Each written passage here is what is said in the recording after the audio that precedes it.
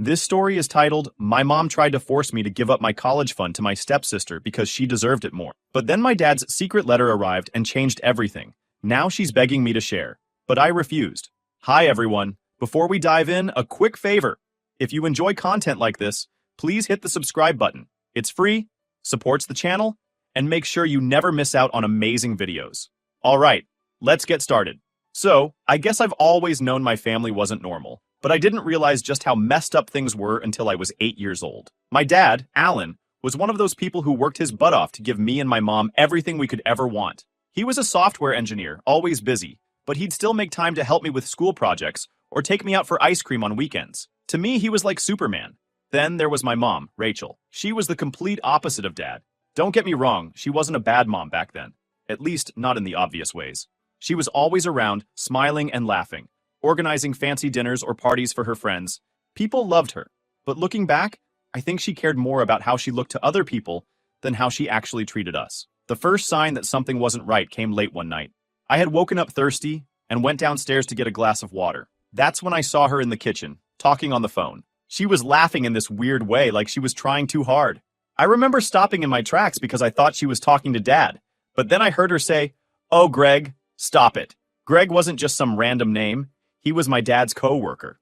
I'd met him a few times when he came over for BBQs or game nights. He always brought snacks and told lame jokes, so I didn't think much of him at the time. But that night, something about the way my mom said his name gave me a bad feeling. At first, I didn't tell anyone. I mean, I was 8. What did I know about relationships or what adults were supposed to act like? But over the next few weeks, I started noticing more. My mom would get dressed up to run errands or go to book club. She'd spend hours texting on her phone, smiling at the screen like she was in a romantic movie. Then one day, she said she was going to a yoga class. I don't even know why, but I decided to follow her. I mean, it didn't make sense. My mom hated yoga. I remember riding my bike down the street, keeping a good distance behind her car, terrified she'd see me. She didn't go to yoga. Instead, she went to this fancy restaurant downtown, the kind with the white tablecloths and candlelight. I parked my bike around the corner and peeked through the window. There she was, sitting across from Greg, laughing and holding his hand. It felt like my stomach dropped out of my body. I didn't really understand what it all meant, but I knew it wasn't good. When I got home, I sat on my bed for hours, debating whether to say anything. Dad was such a good guy. He didn't deserve this. Eventually, I told him. At first, he thought I must have misunderstood. Maybe she was just catching up with an old friend, he said. But when I showed him some texts I'd seen on her phone, things like, "I miss you already," and "Can't wait until our next night together," he went completely silent. That's when everything fell apart. Dad didn't yell or freak out. He figured that it was like every time he was working late, trying to save for my future, she was sneaking around behind his back. When Dad confronted her, she denied it at first, but the evidence was overwhelming. Photos, texts, receipts for fancy dinners. She finally admitted to it, but instead of apologizing, she flipped the script and said, Dad's long hours were the reason she cheated. Like it was his fault for working too hard to give us a good life. The divorce happened fast. Mom got custody of me, not because she deserved it, but because she played the perfect victim in court. She told the judge all these lies about Dad being emotionally distant and unsupportive. I didn't have a say in it because I was too young, but I wanted to scream the truth. After the divorce, my mom's attitude toward me completely changed. I think she resented me for being close to Dad, for siding with him. She never said it outright, but you could feel it in the way she treated me. I was like a guest in my own house. The real blow came 2 years later when Dad died. He had a heart attack while driving home from work. It was so sudden, I didn't even get to say goodbye. I remember sitting in my room, clutching this old sweater of his that still smelled like him, crying so hard I couldn't breathe. While I was grieving, my mom moved on faster than I thought possible. 2 months after Dad's funeral, she married Greg. 2 months. She didn't even wait long enough for the flowers on Dad's grave to wilt. I was forced to be in the wedding, wearing this ridiculous pink dress, smiling for photos while they danced and laughed like they'd just won the lottery. My dad was gone, my mom had betrayed him, and now I was stuck living with the people who had torn my life apart. At 10 years old, I realized something no kid should ever have to learn. The people who are supposed to love you the most can also hurt you the worst. Living with Mom and Greg was like stepping into enemy territory. It was the way they acted, like this was their world now, and I was lucky they let me exist in it. I had no say in anything anymore, and it didn't take long for me to figure out I was on my own in this so-called family. Greg brought along his daughter, Laura, who was my age but might as well have been from a different planet. From day one, she made it clear she wasn't interested in playing house. She walked into my room, our room, like she owned the place and started moving my stuff around without asking. "This side's mine," she announced, dumping her suitcase on my bed and shoving my books onto the floor. I didn't say anything because, honestly, I didn't know how to respond. I just picked up my books and moved them to the tiny desk in the corner. It was easier to let her have her way than to fight about it. Laura wasn't just bossy, she was a full-on bully. Every day she found a new way to remind me that this wasn't my house anymore. One time, I came home from school and found my dad's old sweater, the one I used to sleep with because it still smelled like him, shredded in the trash. I stood there staring at it, trying to keep the tears from coming. When I asked her why she did it, she just shrugged and said, "It was gross and old. You should thank me for getting rid of it. Mom didn't do anything about it." When I told her what Laura had done, she waved it off. "You're too sensitive," she said. "It's just a sweater. You need to stop living in the past." Living in the past? My dad had been dead for 2 months. I wasn't clinging to some ancient history. I was still grieving. But Mom didn't see it that way. She was too busy pretending everything was fine, parading Greg around like a trophy husband. Greg wasn't any better. Actually, he was worse. He treated Laura like a princess, showering her with expensive gifts and acting like she could do no wrong. She got new clothes, new gadgets, even a fancy watch for her birthday that probably cost more than all the furniture in my room combined. Meanwhile, I got nothing. Not that I wanted anything from him, but it was the principle of it. He didn't even try to hide the favoritism.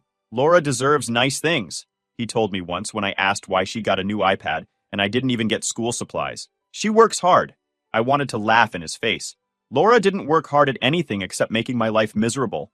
She barely did her homework, spent most of her time on social media, and had a meltdown if she didn't get her way. But yeah, sure, Laura deserved it more. Sharing a room with her was a nightmare. She had no sense of boundaries and zero respect for my stuff. She'd take my clothes without asking and then ruin them. She once spilled nail polish all over my favorite hoodie and didn't even apologize. "It's just a hoodie," she said with a shrug, like that made it okay. She'd also bring her friends over and act like I didn't exist. They'd sit on her bed, laughing and talking about people from school, and I'd be stuck in the corner trying to do my homework. If I asked them to keep it down, they'd just laugh and make fun of me. "You're such a nerd," Laura said once. "No wonder you don't have any friends." That one hurt, because it was true. I didn't have friends. Not anymore.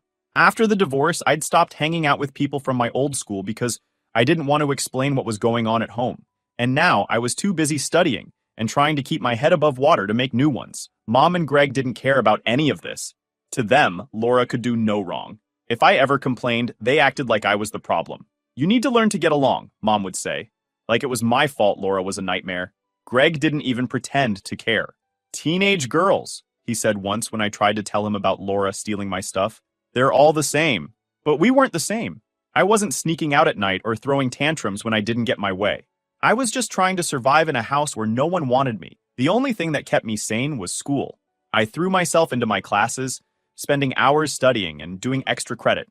My dad always said education was the key to a better life, and I was determined to make him proud. Mom acted like she was proud of me, but it was all for show. Whenever her friends came over, she'd brag about my grades and talk about how dedicated I was. But when it was just us, she didn't care.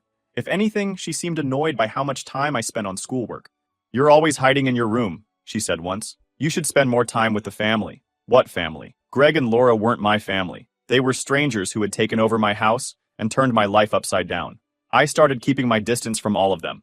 I ate dinner as fast as I could and then went back to my room to study. I kept my things hidden at all times because Laura had a habit of snooping through my stuff. One time, I caught her reading my journal and laughing with her friends about it. After that, I started hiding it under my mattress. The more I pulled away, the worse things got. Mom would snap at me for the smallest things, like forgetting to do the dishes, or not saying thank you when Greg handed me the salt at dinner. She acted like I owed them something, like I should be grateful they even let me live there. I started counting down the days until I could leave. College felt like my only way out, and I was determined to make it happen. I knew my dad had left me a college fund, and I clung to that like a lifeline. Every night, I'd sit at my tiny desk, surrounded by textbooks and notebooks, and remind myself why I was doing this. I wasn't just working for my future, I was working for his. My dad had given everything to make sure I had a chance at a better life, and I wasn't going to let Mom and Greg take that away from me. This wasn't my home, and these weren't my people. I was just a guest, waiting for the day I could walk out the door and never look back. By the time I was in my senior year of high school, I was already mentally checked out of that house. I'd perfected the art of avoiding everyone, Mom, Greg, and especially Laura. I spent as much time at school as I could. I joined every club that would let me hang around after hours, volunteered at the library, and even took extra shifts at my part-time tutoring job. The less I was home, the better. But then college acceptance season came around, and everything blew up. I had been working toward this moment for years. I stayed up late studying, gave up my weekends to prepare for SATs, and poured my heart into my applications. When the acceptance letter from my dream school arrived, I opened it in my room with shaking hands. I read the words, "Congratulations, you've been admitted," over and over, until they felt unreal. I sat on my bed clutching the letter, tears running down my face because I knew this was my ticket out. Mom barely acknowledged it when I told her. "That's nice," she said, not even looking up from her phone. Greg just grunted something about how college wasn't such a big deal anymore because everyone goes. Laura, of course, had to chime in with, "Wow, you're really milking this, aren't you?" I didn't care. I had one foot out the door, and that was all that mattered. Laura, on the other hand, wasn't having the same luck. She'd barely scraped through high school, and even that was a miracle considering how much school she skipped to hang out with her friends. Her grades were awful, and the only place that accepted her was the local community college. She threw a full-blown tantrum about it. I came home one day to find her crying on the couch, yelling at Greg about how it wasn't fair. "Why does Nora get to go to a fancy school and I'm stuck here?" she whined. Greg, as usual, tried to soothe her by promising to buy her something expensive. "It's not fair," she said later that night while I was trying to do my homework. She stood in the doorway to our shared room, glaring at me like I was the reason her life sucked. "You think you're so much better than me just because you got into some stupid school." "I don't think I'm better than you," I said, keeping my voice calm even though my hands were shaking with anger. "I just worked hard for this," she rolled her eyes. "Oh, please. You're not special, Nora. You just got lucky." I wanted to scream. Lucky? There was nothing lucky about staying up until 3 a.m. studying while she was out partying. But I knew arguing with her wouldn't change anything, so I just turned back to my books and ignored her. That's when Mom decided to get involved. One night, she called a family meeting. I should have known it was going to be bad, because she never bothered with things like that, unless she had some manipulative plan in mind. We all sat in the living room, me on the armchair, Laura sprawled out on the couch like she owned the place, and Greg half paying attention while scrolling through his phone. Mom stood in front of us, her hands clasped like she was delivering some grand speech. "We've been thinking," she started, her voice all syrupy sweet, "and we believe it's only fair for you to share your college fund with Laura." I blinked, sure I had misheard. "What?" "You heard me," Mom said, her tone sharpening. "Your father wouldn't want you to be selfish with the money he left behind. He'd want you to help your sister." "She's not my sister," I snapped before I could stop myself. Greg finally looked up, glaring at me. "Don't be disrespectful. Laura's your family now, whether you like it or not." Laura, of course, was sitting there smirking like this was all going according to plan. "It's only fair," she said, her voice dripping with fake innocence. "You don't need all that money, and I deserve a chance too." I couldn't believe what I was hearing. This wasn't just entitlement. It was delusion. That money wasn't theirs to take. It wasn't Mom's, it wasn't Greg's, and it definitely wasn't Laura's. My dad had worked his ass off to save that money for me. "That's not happening," I said firmly. Mom's smile disappeared, replaced by that fake disappointment she used when she wanted to guilt me into something. "I can't believe how selfish you're being," she said, shaking her head. "We've done so much for you, Nora, and this is how you repay us?" "Done so much for me?" I said, my voice rising. "You mean giving me a roof over my head? Feeding me? That's literally your job as a parent." Greg jumped in then, his voice dripping with condescension. "You need to grow up, Nora. Life isn't all about you. It's about family." "Family?" I laughed bitterly. "You mean the people who treat me like crap every day? The ones who shredded my dad's sweater and called me a charity case? That family?" Mom's face turned red. She hated it when I brought up Dad because it made her look bad. "If you don't share the money, you're going to tear this family apart," she said, like that was my problem. "That's on you, not me," I said, standing up. "I'm not giving you a single penny. This isn't your money. And it never was." I walked out before they could say anything else, slamming the door to my room so hard the walls shook. My heart was pounding, and my hands were shaking so bad I could barely unlock my phone to call Aunt Deborah. I told her everything, and she was furious. "Your dad didn't save that money for them," she said. "He saved it for you. Don't let them bully you into giving it up." I nodded, even though she couldn't see me. "I won't," I said, though I wasn't sure how I was going to get through this without losing my mind. The next few days were awful. Mom and Greg kept trying to corner me to talk, but I refused to engage. Laura started sending me nasty texts, calling me greedy and selfish. I ignored her, but it was hard not to let it get to me. Every time I walked into a room, I could feel them staring at me, waiting for me to cave, but I wasn't going to. My dad worked too hard to let them take this away from me. The worst part was knowing they didn't even care about me. They just wanted the money. To them, I wasn't a person. I was a bank account, and that hurt more than anything. But if they thought I was going to roll over and let them take what my dad left for me, they had another thing coming. I was so angry. I called Aunt Deborah again. She had always been my rock, the one person in my family who actually gave a damn about me. I told her everything. Rachel's manipulative guilt trips, Greg's entitled attitude, and Laura acting like she deserved a piece of my future just because she existed. Aunt Deborah listened quietly, and then she dropped a bomb. You know, your dad left you a letter before he passed, she said. I was supposed to give it to you when you turned 18, but given the circumstances, I think you need to see it now. A letter? I asked, my heart racing. Yes, she said. Alan was always worried Rachel would try something like this. He wanted you to have something in writing, just in case. I couldn't believe it. My dad had known. He'd known what kind of person Mom was, even before they divorced, and he'd prepared for this. Aunt Deborah said she'd send the letter right away, and 2 days later, it arrived. I remember sitting on my bed, staring at the envelope. My name was written on the front in my dad's handwriting, and seeing it made me feel like he was still here with me. My hands shook as I opened it, and I had to blink back tears as I unfolded the paper. The letter was long, but I read every word like my life depended on it. My dad started by saying how much he loved me, and how proud he was of the person I was becoming. He wrote about how he'd always believed in me, and how he knew I'd do great things with my life. But then it got into the serious stuff. He explained that he'd set up my college fund in a way that Mom could never touch it. He'd made sure it was locked down legally, with Aunt Deborah as the trustee, because he didn't trust Mom not to blow through it. And then came the part that completely floored me. He wrote about how Mom's affair with Greg wasn't the only one. She'd been cheating on him with multiple men. Multiple. While he was working late nights to provide for us, she was sneaking around with different guys, living some double life. He even went on with details about her betrayal. Or betrayals, to be honest. She betrayed me in ways I can't put into words, Dad wrote. But I stayed quiet because I didn't want to put you through an ugly court battle. I thought keeping the peace was better for you. I regret that now, because I can see how much pain it caused you. I'm so sorry, Nora. You deserved better. I couldn't stop crying as I read. My dad had known everything. Every lie, every betrayal, and he'd tried to shield me from it. But at the same time, it broke my heart to think about how much he must have suffered in silence. Then came the part that changed everything. Rachel is not someone you can trust. She will manipulate you, guilt you, and use you if you let her. Please, Nora, don't let her take what I worked so hard to give you. This money is for your future, for your education. It's not hers, and it's not Greg's. And I hope you remember that no matter what she says, this is your life, not hers. After I finished the letter, I sat there for a long time, just holding it. It felt like Dad was speaking directly to me, telling me to stand up for myself. And that's exactly what I planned to do. The next morning, I waited until Mom, Greg, and Laura were all in the kitchen before I walked in with the letter. I didn't say anything at first. I just handed it to Rachel and stood there while she read it.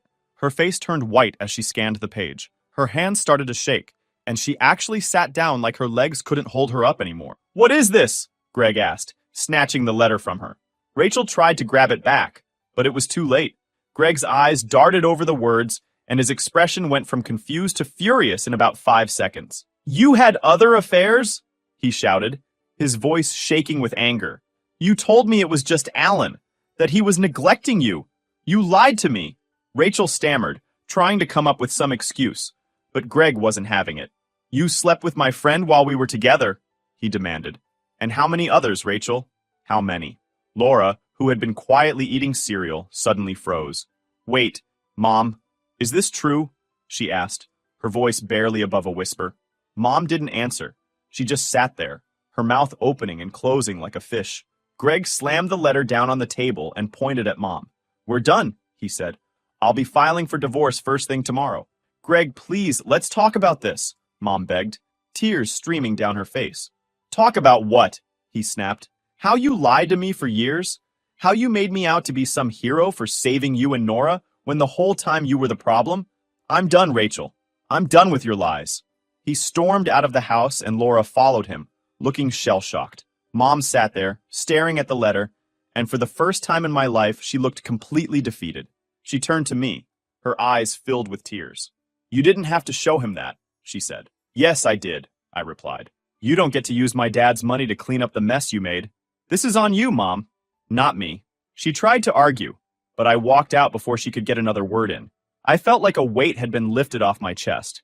For the first time in years, I wasn't afraid of her anymore. After Greg stormed out, the house felt weird. Quiet, but not the good kind of quiet. It was like the air was heavy, and I couldn't breathe right. Mom spent most of that day locked in her bedroom. I guess she was hoping Greg would cool off and come back, but I already knew he was gone for good. The next morning, Greg came back with a couple of suitcases and some boxes. Laura was with him, standing awkwardly near the door. She wasn't her usual smug self. If anything, she looked embarrassed. "We're leaving," Greg said flatly, not even looking at Mom. Mom came downstairs in her bathrobe, her face puffy like she'd been crying all night. She tried to block the door. "Greg, please," she said, her voice cracking. "Let's talk about this. You can't just leave." Greg didn't even hesitate. "Watch me," he said. He pushed past her and started packing up his watches and some other stuff from the living room. Mom followed him, begging the whole time. "Don't do this," she pleaded. "We can work through it. You know I love you." Greg stopped and turned to her. "Love me?" he said, laughing bitterly. "You loved Alan too, right? And all those other guys?" "Yeah, I think I've had enough of your love." It was brutal.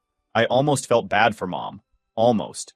But then I remembered all the years she spent treating me like garbage and trying to take the one thing my dad left me. Whatever sympathy I had disappeared real fast. Laura didn't say much while Greg packed. She just stood there, avoiding eye contact with me. I wasn't sure if she was mad, embarrassed, or just confused about what was happening.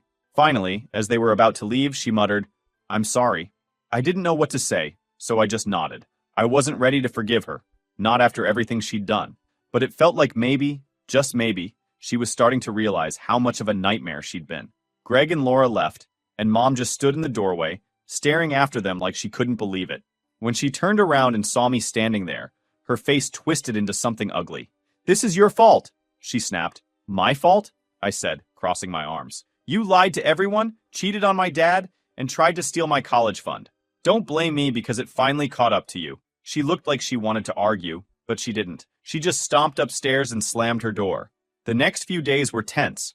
Rachel barely left her room, and when she did, she refused to talk to me. Honestly, I was fine with that. It was easier not having to deal with her constant guilt trips and manipulation. But things got worse when Greg started moving forward with the divorce.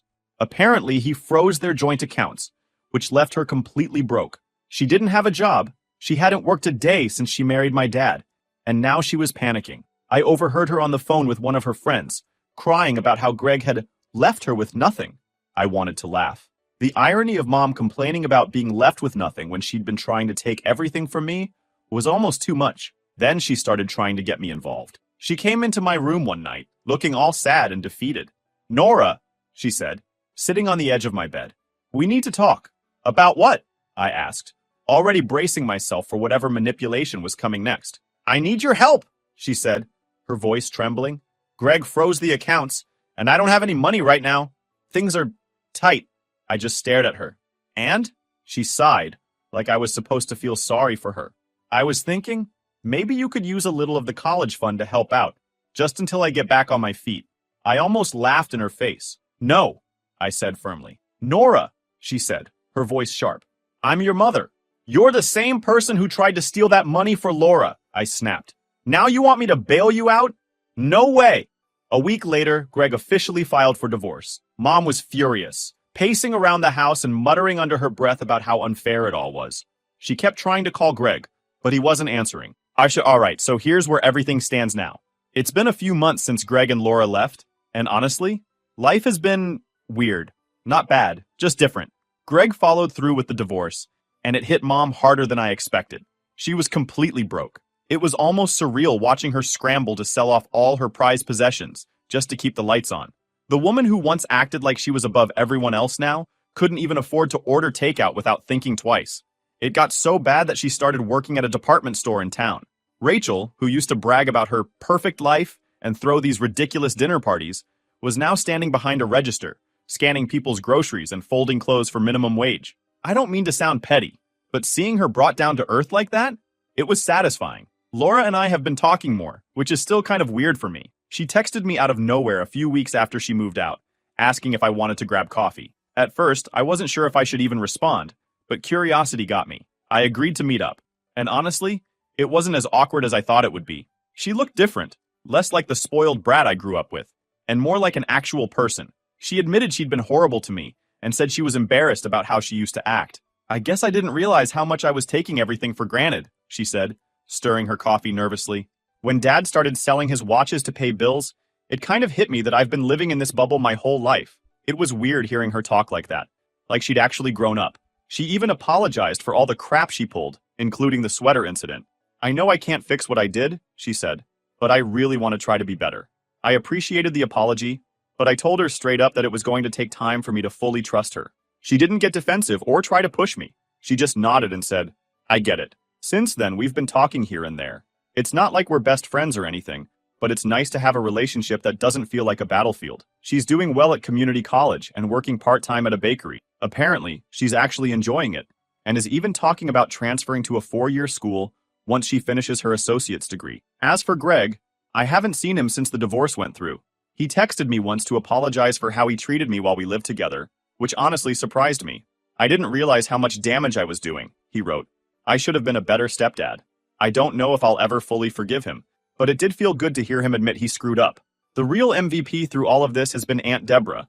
I honestly don't know what I would have done without her. She's been my rock from the beginning, and she's helped me navigate everything, from legal stuff with the college fund to just giving me a place to stay when I needed a break from Rachel's chaos.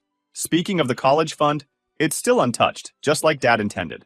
I'm finally getting ready to start college in the fall, and I can't even put into words how excited I am. For the first time in years, I feel like I can breathe. Like I'm finally moving forward instead of being stuck in the middle of everyone else's mess. Mom tried one last time to guilt me into giving her money before I left. She cornered me in the kitchen one morning, looking all tired and defeated. I'm your mother, she said, like that meant something. You owe me. I just looked at her and said, no, I don't. I don't owe you anything. Then I grabbed my coffee and walked out. So now, here I am. I'm moving into the dorms next week, and I can't wait to start this new chapter of my life. It feels surreal, knowing I'm finally getting out of that house for good. I'm leaving behind all the drama, the manipulation, and the toxic relationships. I still think about my dad a lot.